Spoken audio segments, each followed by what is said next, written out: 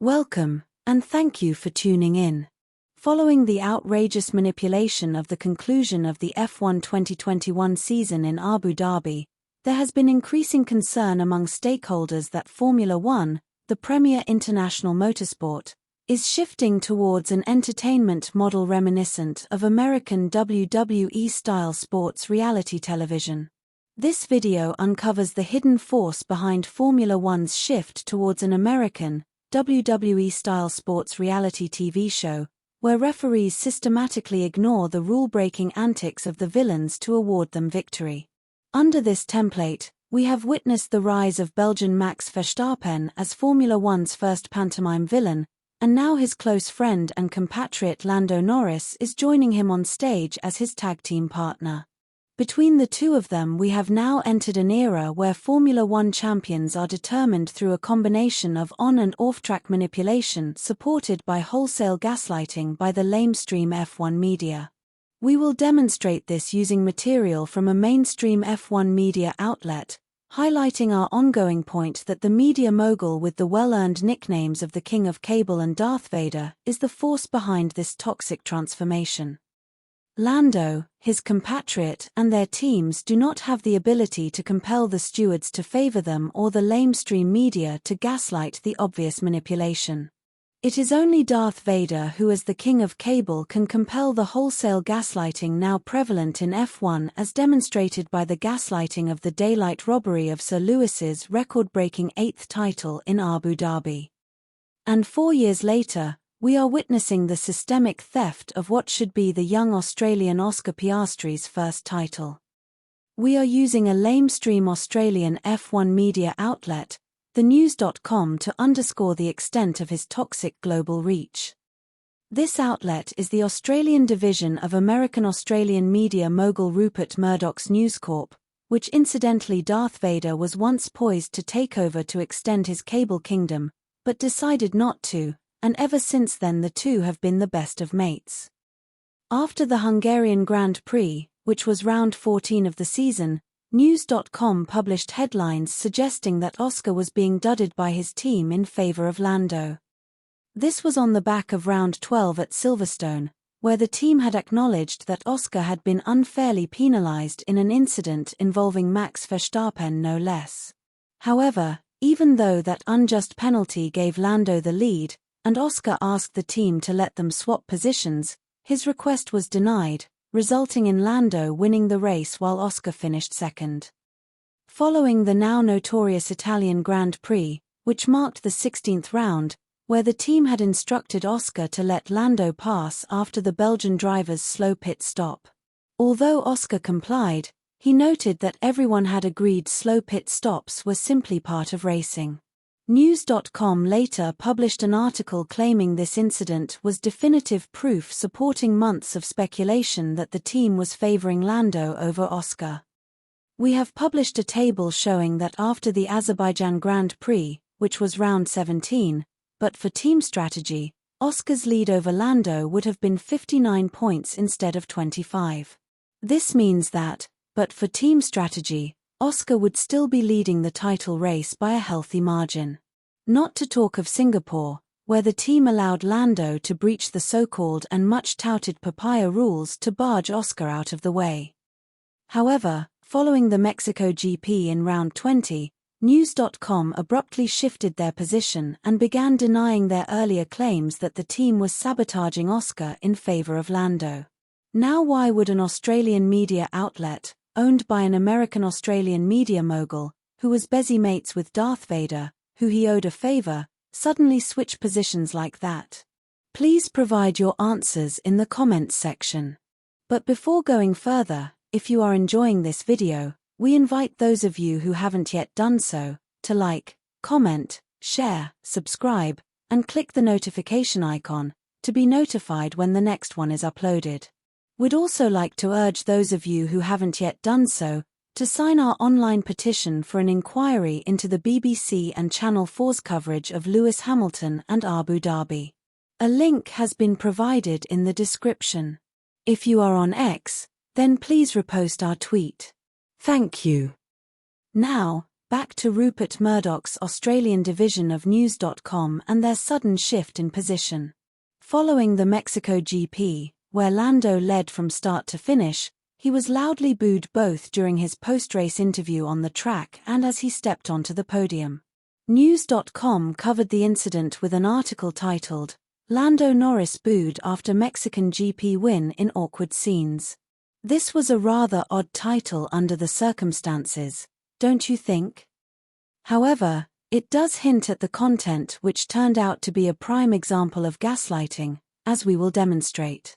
The article itself, which was regurgitated from Murdoch's UK paper, The Sun, took a stance that was notably sympathetic toward Lando, as he became the victim of a vicious backlash.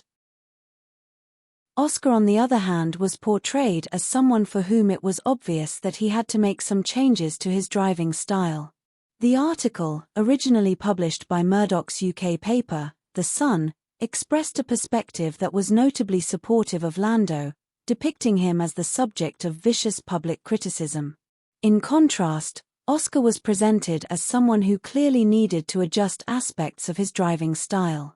They represented that they were unsure how Lando ended up as Formula One's pantomime villain, even though they had previously argued their fellow countryman was being treated unfairly to help him.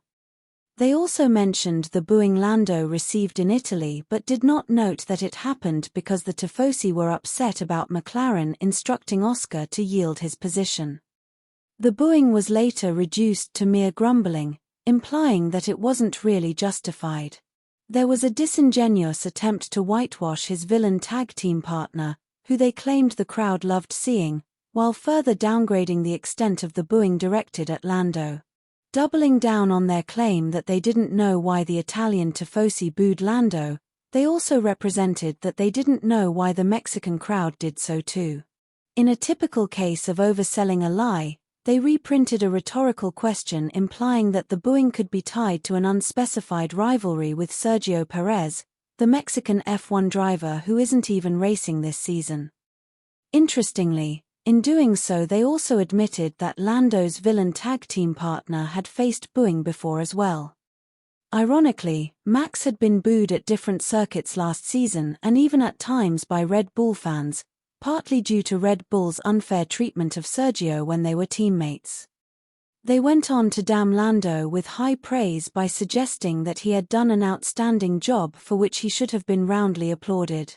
In effect, this enthusiastic praise contradicted News.com's previous claim that McLaren was treating Oscar unfairly to give Lando an advantage. But what the heck? If you are going to turncoat, you might as well do it with as much flair as you can manage, right? Just mere weeks earlier, they had touted the Italian incident as the definitive proof supporting months of speculation that McLaren was disadvantaging Oscar in favor of Lando.